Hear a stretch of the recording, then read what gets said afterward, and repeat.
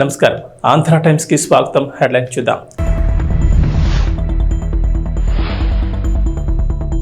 చంద్రబాబు విజ్ఞప్తికి కేంద్రం అంగీకారం. ఏపీకి సీనియర్ ఐఏఎస్ అధికారి కేటాయింపు.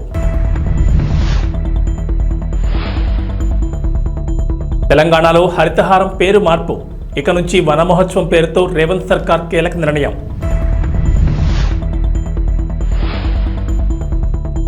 తెలంగాణకు రెయిన్ అలర్ట్. పలు జిల్లాల్లో భారీ వర్షాలు, ఎల్లో అలర్ట్ జారీ. కేంద్రంలో అధికారంలో ఉన్న ఎన్డీఏ కూటమిలో కీలక భాగస్వామిగా ఉన్న తెలుగుదేశం పార్టీ తనకు కావలసిన వాటిని సాధించుకుంటోంది. ఈ క్రమంలోనే కేంద్ర సర్వీసుల్లో ఉన్న సీనియర్ ఐఏఎస్ అధికారిని రాష్ట్రానికి పంపించాలని ఆంధ్రప్రదేశ్ ముఖ్యమంత్రి నారా చంద్రబాబు నాయుడు చేసిన విజ్ఞప్తికి కేంద్రం ఓకే చెప్పింది. చంద్రబాబు అడిగిన సీనియర్ ఐఏఎస్ అధికారిని ఏపీకి పంపించేందుకు కేంద్రం ఆమోదం తెలిపింది. కేంద్రంలో విధులు నిర్వర్తిస్తున్న మరికొందరు ఐఏఎస్ అధికారులు కూడా త్వరలోనే రాష్ట్రానికి రానున్నట్లు తెలుస్తోంది. సీనియర్ ఐఏఎస్ అధికారి పీయూష్ కుమార్ ఆంధ్రప్రదేశ్కు తిరిగి వచ్చారు. పీయూష్ కుమార్ను కేంద్ర సర్వీసుల నుంచి రిలీవ్ చేస్తూ కేంద్ర సిబ్బంది మరియు వ్యవహారాల శాఖ తాజాగా ఉత్తర్వులు జారీ చేసింది. కేంద్రంలో పనిచేస్తున్న ఏపీ క్యాడర్ అధికారులను రాష్ట్రానికి పంపాలని ఇటీవలే డీఓపీటీకి ఏపీ సీఎం నారా చంద్రబాబు నాయుడు లేఖ రాశారు. ప్రస్తుతం కేంద్రంలో కామర్స్ అండ్ ఇండస్ట్రీస్ శాఖ అదనపు సెక్రటరీగా పీయూష్ కుమార్ విధులు నిర్వహిస్తున్నారు. ఆంధ్రప్రదేశ్ రాష్ట్ర ఆర్థిక శాఖ బాధ్యతలను పీయూష్ కుమార్కు అప్పగించే అవకాశాలున్నాయి. పీయూష్ కుమార్ మాత్రమే కాకుండా త్వరలో కేంద్రంలో పనిచేస్తున్న మరికొందరు సీనియర్ ఐఏఎస్లను కూడా ఏపీకి తిరిగి తీసుకొచ్చేందుకు చంద్రబాబు ప్రయత్నాలు చేస్తున్నారు. అరెస్ట్ అయ్యాడని ప్రచారం జరిగిన వైసీపీ నేత, ఆ పార్టీ సోషల్ మీడియా కార్యకర్త వైఎస్ భారతి పిఏ వర్రా రవీందర్ రెడ్డి నిన్న పులివెందులలో జగన్ వద్ద కనిపించారు. పులివెందులు వచ్చిన జగన్ కలిసేందుకు పార్టీ కార్యకర్తలు పెద్ద ఎత్తున క్యాంపు కార్యాలయానికి తరలివచ్చారు. రవీందర్ రెడ్డి మధ్యాహ్నం నుంచి రాత్రి వరకు అక్కడే ఉన్నారు. వైసీపీ అధికారంలో ఉండగా రవీందర్ రెడ్డి గత 2-3 ఏళ్లుగా టీడీపీని, ఆ పార్టీ నేతలను టార్గెట్గా చేసుకుని అసత్య పోస్టులతో సోషల్ మీడియాను ముంచెత్తారు. చివరికి జగన్ సోదరి షర్మిల, వివేక కుమార్తె సునీతను సైతం వదలలేదు. చంద్రబాబు, పవన్ కళ్యాణ్, లోకేష్ పైన అసభ్య పదజాలంతో వ్యతిరేక పోస్టులు పెట్టారు. రవీందర్ రెడ్డిపై ఏపీ, తెలంగాణలోనూ కేసులు నమోదయ్యాయి. సునీత ఫిర్యాదుపై సైబరాబాద్ పోలీసులు కేసు నమోదు చేశారు. షర్మిల కూడా ఆయనపై ఫిర్యాదు చేశారు. ప్రస్తుత మంత్రి మంగళపూడి అనితపై 2 ఏళ్ల క్రితం అసభ్య పదజాలంతో సోషల్ మీడియాలో పోస్టులు పెట్టారు. ఆమె ఫిర్యాదు మేరకు ఏపీ సిఐడి పోలీసులు కూడా కేసు నమోదు చేశారు. వైఎస్ఆర్ కాంగ్రెస్ పార్టీ అధినేత, మాజీ ముఖ్యమంత్రి వైఎస్ జగన్మోహన్ రెడ్డిపై ఏపీ మంత్రి నారా లోకేష్ తీవ్రస్థాయిలో మండిపడ్డారు. ఏలూరు, శ్రీకాకుళం, నెల్లూరు, అన్నమయ్య జిల్లాలో నిర్మిస్తున్న వైసీపీ కార్యాలయాల ఫోటోలను తన ఎక్స్ ఖాతాలో షేర్ చేసిన లోకేష్ ఆంధ్రప్రదేశ్ రాష్ట్రం నీ తాత రాజారెడ్డి జాగీరా అని ప్రశ్నించారు. వైసీపీ కార్యాలయాల కోసం 26 జిల్లాల్లో 42 ఎకరాలకు పైగా భూములను 1000 నామమాత్రపు లీజుకు 33 ఏళ్లకు కేటాయించుకున్నారని ధ్వజమెత్తారు. జనం నుంచి దోచుకున్న 500 కోట్లతో ప్యాలెస్లు కట్టుకుంటున్నారని ఆగ్రహం వ్యక్తం చేశారు. నీ ఒక్కడి భూదాహానికి కబ్జా అయిన 600 కోట్లకు పైగా విలువైన 42 ఎకరాల్లో 4200 మంది పేదలకు సెంటు స్థలాలు ఇవ్వచ్చు. నీ విలాసాల ప్యాలెస్ల నిర్మాణానికి అయ్యే 500 కోట్లతో 25,000 మంది పేదలకు ఇళ్లు కట్టివచ్చు. ఏంటి ప్యాలెస్ల పిచ్చి అని ప్రశ్నించారు. నీ ధనదాహానికి అంతే లేదా అని లోకేష్ మండిపడ్డారు. విజయవాడ కనకదుర్గ అమ్మవారి దర్శనానికి నేడు తెల్లవారుజామున కాలినడకన రాజధాని రైతులు బయలుదేరి వెళ్లారు. పొంగళ్ళు చేసి నెత్తిన పెట్టుకుని తొల్లూరు నుంచి కనకదుర్గ అమ్మవారి గుడికి వెళ్లి అక్కడ తమ మొక్కులు తీర్చుకున్నారు.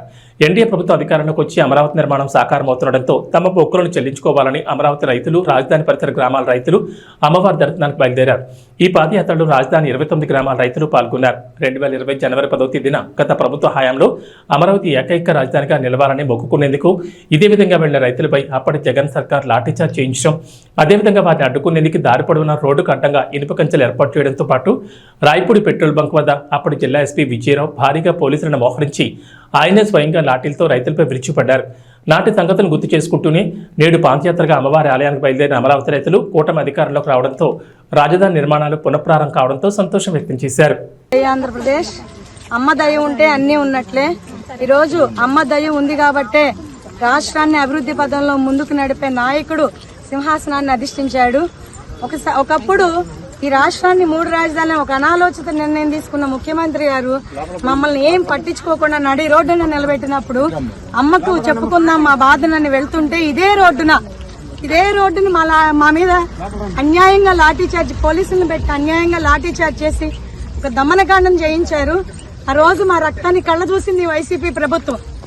ఇదే రోజు అమ్మ దయ ఉంది కాబట్టే, అమ్మ బిడ్డలు కాబట్టే ఆయన కూడా అమ్మ బిడ్డే ఒక అవకాశం ఇచ్చింది అమ్మ. ఈ 5 ఏళ్లలో తప్పుల్ని తెలుసుకొని మారుతాడే ఉన్నని అయినా ఎప్పటికీ మారక ఈ 5 సంవత్సరాలు రాష్ట్రాన్ని అంధకారంలో నిలబెట్టేశాడు. కాబట్టి అమ్మ ఎలా బుద్ధి చెప్పాలో అలా చెప్పింది. ఈ రోజు 5 కోట్ల ఆంధ్రుల ద్వారా ఓటుతో ఆ ప్రభుత్వాన్ని గద్దె దింపింది.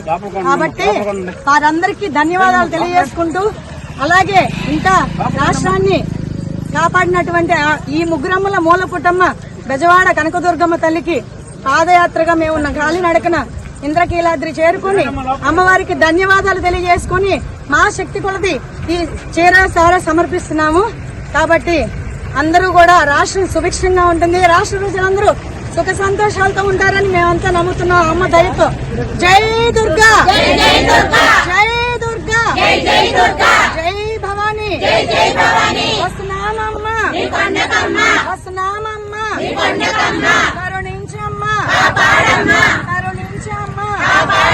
ఎమ్మెల్యే పదవి కాలం ఎటువంటి ఒడిదుడుకులు లేకుండా 5 ఏళ్ల పాటు విజయవంతంగా ముందుకు సాగాలని, నియోజకవర్గం అన్ని విధాలా అభివృద్ధి చేసేందుకు ఎమ్మెల్యే కొలికపూడి శ్రీనివాస్ తీసుకునే చర్యలకు ఆ దేవదేవుడు చల్లని ఆశీర్వాదాలు అందజేయాలని కుటుంబ సభ్యులకు ఆశీర్వాదాలు అందజేశారు వేద పండితులు.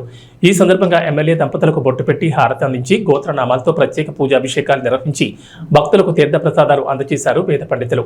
ఎమ్మెల్యే కొలికపూడి దంపతులతో పలువురు దంపతులు శ్రీ వెంకటేశ్వర స్వామి వారి వివాహ మహోత్సవంలో భాగంగా పీటలపై కూర్చున్నారు. ఈ ఆధ్యాత్మిక కార్యక్రమానికి నియోజకవర్గ వ్యాప్తంగా అధిక సంఖ్యలో భక్తజనులు పాల్గొని వెంకటేశ్వర స్వామి వివాహ వేడుకను భక్తి శ్రద్ధలతో తిలకించారు. ఈ సందర్భంగా భక్తులకు అల్పాహార విందు ఏర్పాటు చేశారు.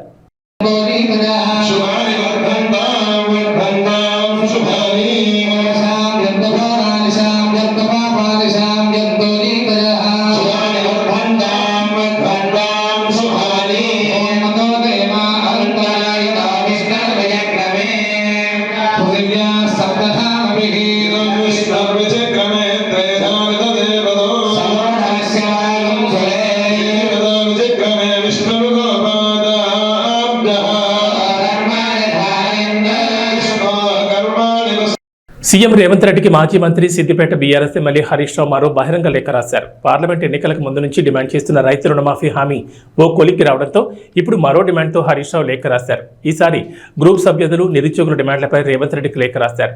గ్రూప్ సభ్యులు నిరుద్యోగుల ఆందోళన ఆవేదనను కాంగ్రెస్ ప్రభుత్వం అర్థం చేసుకుంటుందని ఆశించామని, కేబినెట్ భేటీలో వారికి న్యాయం చేసేలా నిర్ణయాలు తీసుకుంటారని ఎదురుచూశామని హరీష్ రావు తెలిపారు. కానీ అందరి ఆశలు అడియాసలు చేసేలా, నిరాశలోకి నెట్టేలా వాళ్ల గురించి ఎలాంటి చర్చ లేకుండానే మంత్రివర్గ సమావేశాన్ని ముగించారంటూ హరీష్ రావు దుయ్యబట్టారు. కాంగ్రెస్ సర్కారు ఏర్పడిన మొదటి సంవత్సరంలోనే 2 లక్షల ఉద్యోగాలను భర్తీ చేస్తామని ఎన్నికల్లో హామీ ఇచ్చారని గుర్తు చేసిన హరీష్ రావు దాన్ని మర్చిపోయారంటూ ధ్వజమెత్తారు. నిరుద్యోగులకు నెలకు 4,000 గౌరవ భృతి ఇస్తామని కూడా హామీ ఇచ్చారంటూ గుర్తు చేశారు. 10 ఏళ్ల బీఆర్ఎస్ పాలనలో వివిధ శాఖల్లో 1,60,000 ఉద్యోగాలు భర్తీ చేసినప్పటికీ కాంగ్రెస్ పార్టీ అంతకన్నా ఎక్కువ ఉద్యోగాలు ఇస్తుందని నమ్మి ఓటేశారని హరీష్ రావు వివరించారు. తెలంగాణ ప్రభుత్వం హరితహారం పేరు మారుస్తూ కీలక నిర్ణయం తీసుకుంది. మొక్కలు పెంచి ఈ కార్యక్రమాన్ని ఇక నుంచి వనమహోత్సవం పేరుతో నిర్వహించాలని డిసైడ్ అయింది. బీఆర్ఎస్ ప్రభుత్వ హయాంలో ఈ కార్యక్రమాన్ని తెలంగాణకు హరితహారం పేరుతో నిర్వహించేవారు. ప్రస్తుతం కాంగ్రెస్ ప్రభుత్వం అధికారంలోకి రావడంతో పేరు మార్చారు. ఉమ్మడి తెలంగాణలో కాంగ్రెస్ అధికారంలో ఉన్నప్పుడు వనమహోత్సవం పేరుతోనే పచ్చదనం పెంచే కార్యక్రమాన్ని నిర్వహించారు. 1950లో ఈ కార్యక్రమం ప్రారంభం కాగా 75 సంవత్సరాలు పూర్తి చేసుకుంటున్న నేపథ్యంలో తాజా కార్యక్రమానికి వజ్రోత్సవ వనమహోత్సవంగా రాష్ట్ర ప్రభుత్వం కొత్త పేరు పెట్టింది. తెలంగాణ వ్యాప్తంగా మొక్కలు నాటడంతో పాటు వాటి సంరక్షణకు సంబంధించిన శాఖలు తగిన చర్యలు తీసుకోవాలని రేవంత్ ప్రభుత్వం ఆదేశాలు జారీ చేసింది. ఈ మేరకు జిల్లా రాష్ట్ర స్థాయి పర్యవేక్షణ స్టీరింగ్ కమిటీలను కొత్తగా నియమిస్తూ తాజాగా ఉత్తర్వులు జారీ చేసింది. జిల్లా సమన్వయ కమిటీకి కలెక్టర్ చైర్మన్ గా వ్యవహరించనున్నారు. ఈ కమిటీలో 10 మంది సభ్యులు ఉంటారు. అలాగే రాష్ట్ర స్థాయి సమన్వయ కమిటీకి అటవీ పర్యావరణ శాఖ ముఖ్య కార్యదర్శి చైర్మన్ గా వ్యవహరించనుండగా 8 మంది ఉన్నతాధికారులు సభ్యులుగా ఉంటారు. పాన్ ఇండియా స్టార్ ప్రభాస్ నటించిన కల్కి 2898 ఏడీ చిత్రం జూన్ 27న ప్రపంచవ్యాప్తంగా రిలీజ్ కాబోతోంది. తాజాగా లాంచ్ చేసిన రిలీజ్ ట్రైలర్ కి అదిరిపోయే రెస్పాన్స్ వచ్చింది.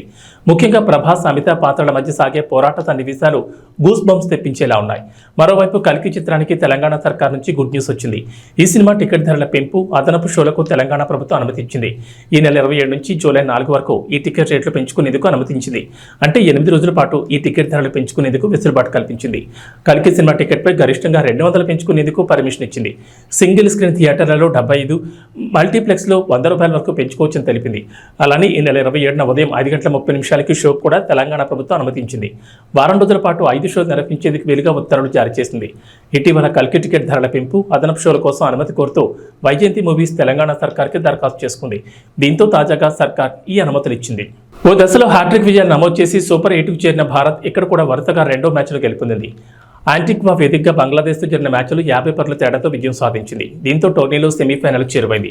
ఈ మ్యాచ్లో 197 పరుగుల భారీ లక్ష్యంతో బరిలో దిగిన బంగ్లాదేశ్ ఏ దశలోనూ పోటీ ఇవ్వలేకపోయింది. భారత బౌలర్ల దాటికి ఆ జట్టు బ్యాటర్లు తేలిపోయారు. దీంతో ఆ జట్టు ఓటమి ముందుగానే ఖరారైపోయింది. కానీ నజ్ముల్ హుస్సేన్ శాంటో 32 బంతులు 40 రన్లు, తంజీద్ హుస్సేన్ 31 బంతులో 29 రన్లు చేసి జట్టు ఆలౌట్ కాకుండా కాపాడారు. చివరికి బంగ్లాదేశ్ నిర్ణీత 20 ఓవర్లలో 8 వికెట్ల నష్టానికి 146 పరుగులకు పరిమితమైంది. భారత బౌలర్లలో కుల్దీప్ యాదవ్ 3 వికెట్లతో సత్తా చాటాడు. జస్ప్రీత్ బుమ్రా 2, హర్షదీప్ సింగ్ 2, హార్దిక్ పాండ్యా 1 వికెట్ పడగొట్టారు.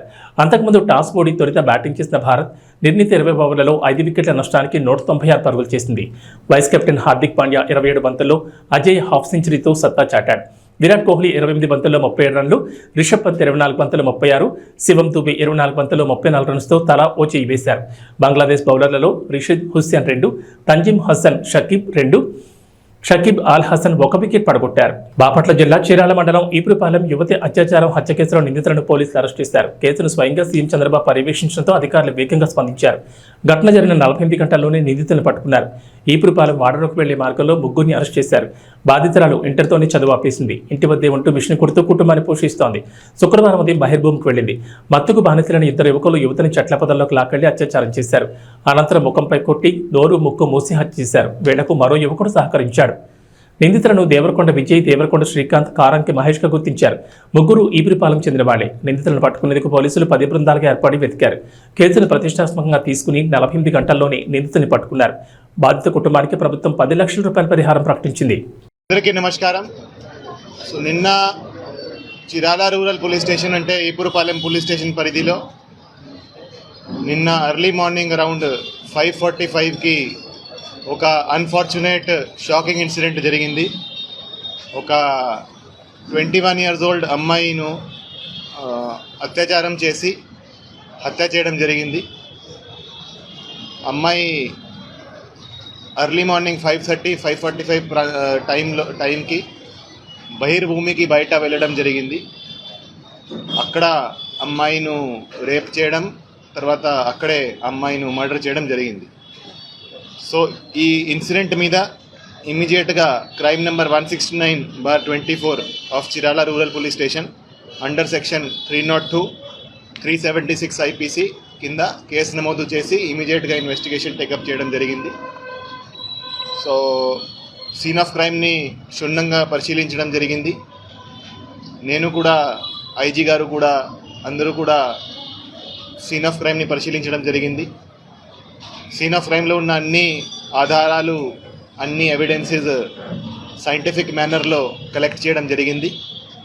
అక్కడ క్లూస్ టీమ్ పంపడం జరిగింది, అదేవిధంగా డాగ్ స్క్వాడ్ కూడా పంపడం జరిగింది. సో అవన్నీ ఎవిడెన్సెస్ కలెక్ట్ చేసి ఇన్వెస్టిగేషన్ టేకప్ చేయడం జరిగింది. ఈ కేసును సవాల్గా తీసుకొని, అంటే ఈ కేసులో అప్పటికి క్లూస్ లేవు, అంటే ఎవరు చేశారనేది మాకు ఎటువంటి క్లూజ్ లేవు. ఈ కేసును అందుకని సవాల్గా తీసుకొని అంత సీరియస్ ఇన్సిడెంట్ జరిగితే 10 టీమ్స్ ఏర్పాటు చేయడం జరిగింది. ఈ కేసు దర్యాప్తు అన్ని కోణాల నుంచి ఈ కేసు ఇన్వెస్టిగేషన్ చేయడం జరిగింది. సో మన అడిషనల్ ఎస్పీ బాపట్ల విఠలేశ్వర్ గారి ఆధ్వర్యంలో DSP Chirala and DSP Bapatla, అదేవిధంగా ఇన్స్పెక్టర్స్ అండ్ సబ్ ఇన్స్పెక్టర్స్ కింద 10 టీంలు ఏర్పాటు చేసి అన్ని కోణాల నుంచి దర్యాప్తు స్టార్ట్ చేయడం జరిగింది. ఇన్వెస్టిగేషన్ పరంగా ఈరోజు సాయంత్రం చిరాల అవుట్స్కర్ట్స్లో హై రెస్టారెంట్ దగ్గర 3 ముద్దాయిలని అరెస్ట్ చేయడం జరిగింది. ఈ 3 ముద్దాయిలు ఈపురపాలెం విలేజ్కే, సేమ్ విలేజ్కి చెందిన వాళ్ళే. A1 Devarakonda Vijay, A2 Karanki Mahesh and A3 Devarakonda Srikanth. So వీళ్ళు ముగ్గురికి ఇంతకుముందు కూడా వాళ్ళ మీద కొన్ని కేసులు, క్రిమినల్ కేసులు ఉన్నాయి. ఎవరైతే A1 and A2 ఉన్నారో వాళ్ళు ఆ రోజు ఎర్లీ మార్నింగ్ అరౌండ్ 5 గంటలకి అదే ప్రాంతంలో ఆ రైలు పట్టాల దగ్గర మందు తీసుకొని అక్కడ వాళ్ళు డ్రింక్ చేస్తున్నారు. సో వాళ్ళు నార్మల్గా అదే ప్రదేశంలో తరచుగా డ్రింక్ చేయడం జరుగుతూ ఉంది. అదే టైంకి ఎవరైతే హతురాలో ఉందో, ఎవరైతే విక్టిమ్ ఉందో ఆమె ఆ ప్రదేశానికి వెళ్ళడం జరిగింది. ఆ ప్రదేశానికి వెళ్తే వాళ్ళు అదే అవకాశంగా చూసుకొని ఆమెను ఇద్దరు బలవంతంగా లాగేసి బుషెస్లో తీసుకువెళ్ళి అక్కడ ఆమె మీద అత్యాచారం చేయడం జరిగింది. తర్వాత ఆమె నోరు మూసుకొని ఆమె తల మీద రాయితో కొట్టి ఆమెను స్మదరింగ్తో, అంటే ఆమె నోరు ముక్కు మూసుకొని ఆమెను అక్కడ చంపడం జరిగింది. ఇది చేసినాక వాళ్ళు అక్కడ నుంచి పారిపోవడం జరిగింది. పారిపోయి వాళ్ళిద్దరూ వాళ్ళ ఇంటికి వెళ్ళి అక్కడ వాళ్ళ బట్టల మీద కొన్ని మట్టి తర్వాత కొన్ని ఈ మార్క్స్ ఉన్నాయి. అందుకని వాళ్ళ ఇంటికి వెళ్ళి అక్కడ బట్టలు కూడా చేంజ్ చేయడం జరిగింది. దాని తర్వాత వాళ్ళు ఒక్కసారి మళ్ళీ సీన్ ఆఫ్ క్రైమ్కి రావడం జరిగింది. అప్పుడు కొంతమంది వాళ్ళను అక్కడ చూడడం జరిగింది. అంటే వాళ్ళు సీన్ ఆఫ్ క్రైమ్లో మళ్ళీ ఆ రోజు కొంతమందికి కనపడ్డారు. ఎప్పుడైతే బాడీ దొరికే ఆ టైంకి మళ్ళీ కనపడ్డారు. సో అందుకని మాకు వాళ్ళ మీద కూడా అనుమానం వచ్చింది. వాళ్ళ మీద ఇంతకుముందు పాత కేసులు కూడా ఉన్నాయి కాబట్టి వాళ్ళను అరెస్ట్ చేసి విచారిస్తే వాళ్ళు ఈ క్రైమ్కి కన్ఫెస్ చేయడం జరిగింది, వాళ్ళే చేశారని.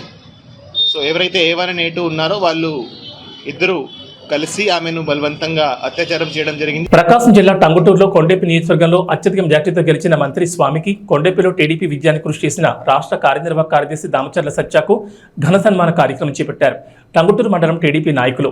ఈ సందర్భంగా మంత్రి స్వామి మాట్లాడుతూ అసెంబ్లీలో తాను కూర్చుని పోరాటం చేసిన కుర్చీలోనే జగన్ కూర్చున్నాడని, చేసిన పాపాలు అరాచకాలతో మొహం చల్లలేక ప్రమాణ స్వీకారం చేసిన వెంటనే ఆ కుర్చీలో కూడా కూర్చోకుండా ఆయన బయటకు వెళ్లిపోయారని, ఇదంతా దేవుడు రాసిన స్క్రిప్ట్ అని మంత్రి డోలా బాలవీరాంజన స్వామి జగన్ ఎద్దేవా చేశారు. 3 సార్లు ఎమ్మెల్యేగా గెలిపించిన కొండేపి నియోజకవర్గ ప్రజలకు శిరస్సు వంచి నమస్కారం చేసుకుంటున్నానని తెలిపారు. అనంతరం మండల నాయకులు మంత్రికి శాలువాలు పూలమాలతో సత్కరించారు. ఈ కార్యక్రమంలో కామాని విజయ్ కుమార్, బెజవాడ వెంకటేశ్వర్లు, బెల్లం జయంతిబాబు, మక్కరి వెంకట్రావు తదితరులు పాల్గొన్నారు. అద్భుతమైన విజయాన్ని ఇచ్చినందుకు మీ అందరికీ నేను అభినందనలు, ధన్యవాదాలు తెలియజేస్తాను. ఈరోజు ప్రమాణ స్వీకారం చేశారు. సభలో స్పీకర్ని ఎదురుతుంటే మొహం చూపించలేక వెళ్ళిపోయింది ప్రతిపక్షం. నిన్న కూడా మీరు పేపర్లో చూస్తుంటారు. కరెక్ట్గా 10 నిమిషాల ముందు ఆయన పేరు వస్తుంది, రంగం లోపలికి వచ్చాడు. ప్రమాణ స్వీకారం చేశాక ఆయన కుర్చీలో కూడా కూర్చోాలా. ఆయన సాంబశివరావు అన్నాడు, నువ్వు పోరాటం చేసి నువ్వు కూర్చున్న సీట్లోకి జగన్ కూర్చోబెట్టామన్నాడు. అంటే అంతకుముందు నేను కూర్చున్న సీట్ ప్రతిపక్షంలో, జగన్ వచ్చి ఆ సీట్లో కూర్చున్నాడు. ప్రమాణం చేసి కుర్చీలో కూర్చోవాలి సభ్యుడిగా నేరుగా బయటికి వెళ్ళిపోయాడు. అంటే తప్పులు చేశాడు, మొహం జల్లల. దాన్ని ఒక్కటి చంద్రబాబు చెప్తున్నారు, మనకు వచ్చిన విజయంతో పొంగిపోకుండా నిగ్రహించి అభివృద్ధిని, సంక్షేమాన్ని అందరికీ అందించాలి. గతంలో ఎన్నడూ లేని మెజార్టీలు మనకు వచ్చాయి. అంటే సాంప్రదాయంగా మనకు వేసేదానికన్నా ఎక్కువ మంది ఓట్లేశారు. పైకి కనపడకుండా కూడా ఓట్లేశారు. అందరినీ కలుపుకోవాల్సిన బాధ్యత మన మీద ఉందని చెప్పి చెప్పడం జరిగింది. వచ్చినటువంటి అధికారాన్ని నిలుపుకోవటమే మన ముందున్నటువంటి పెద్ద బాధ్యత. కష్టాల్లో ఉన్నటువంటి ఆంధ్రప్రదేశ్ అభివృద్ధి చేయాలి, అమరావతిని అభివృద్ధి చేయాలి, పోలవరం పూర్తి చేసినటువంటి బాధ్యత మన ముందున్న కర్తవ్యం కూడా వారు చెప్పడం జరిగింది. ఇప్పుడు మనం చూస్తే 5 ఏళ్లలో నా మీద 11 కేసులు, జనార్దన్ మీద 23 కేసులు, అదేవిధంగా చాలామంది మీద కేసులు ఉన్నాయి. ఈరోజు గొట్టిపాటి రవి క్వారీలు ఆపారు, పోతల రామారావు గారు క్వారీలు ఆపారు, మన సత్య క్వారీలు ఆపారు. ఇవన్నీ కూడా వేధింపుల్లో భాగమే. అదేవిధంగా చూసుకుంటే చాలామంది మీద మన కార్యకర్తల మీద కేసులు ఉన్నాయి. పోలీస్ స్టేషన్లో ప్రతి గ్రామం నుంచి కేసులు అనేది ఎవరూ లేరు. తప్పుడు కేసులు పెట్టారు, పొలాలు అక్రమంగా లాక్కున్నారు, గట్లు దున్నేశారు, బిల్డింగ్లు కూలగొట్టారు, పక్క పోర్షన్లోకి పోకుండా కంచెలేశారు. ఎన్నో కష్టాలు ఉన్నాయి. మీ అందరూ నన్ను గెలిపించేందువల్ల, ఎస్పీ కలెక్టర్ పలకడం వల్ల చాలా వరకు నేను మన కార్యకర్తను కాపాడుకోగలను. ఆ అదృష్టం మొన్న మీరు గెలిపించి 2వ సారి కలిగించినందువల్ల కార్యకర్తలకి చాలా వరకు నేను రక్షించుకోగలిగిన సందర్భంగా తెలియజేస్తాను. ఇక వాతావరణ విషయానికి వస్తే తెలంగాణకు హైదరాబాద్ వాతావరణ కేంద్రం అధికారులు రెయిన్ అలర్ట్ జారీ చేశారు. ఇప్పటికే నైరుతి రుతుపవనాల ప్రభావంతో రాష్ట్రంలో వర్షాలు కురుస్తున్నాయి.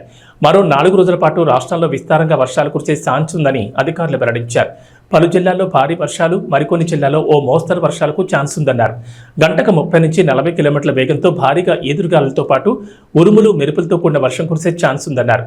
ఈరోజు ఉమ్మడి నిజామాబాద్, జగిత్యాల, ఆదిలాబాద్, సంగారెడ్డి, మల్కాజ్గిరి, వికారాబాద్, కామారెడ్డి, మెదక్ జిల్లాలో భారీ వర్షాలు కురిసే ఛాన్స్ ఉందని చెప్పారు.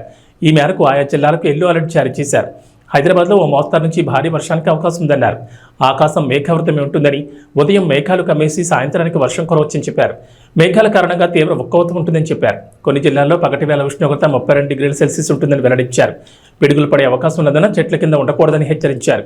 భారీ వర్షాల నేపథ్యంలో అవసరమైతే బయటకు వెళ్లొద్దని సూచించారు. ఇదిలా ఉండగా గత 24 గంటల్లో తెలంగాణ వ్యాప్తంగా పలు జిల్లాల్లో ఓ మోస్తరు నుంచి భారీ వర్షాలు కురిశాయి. ఏబీ బులెటిన్ విశేషాలు. నమస్కారం.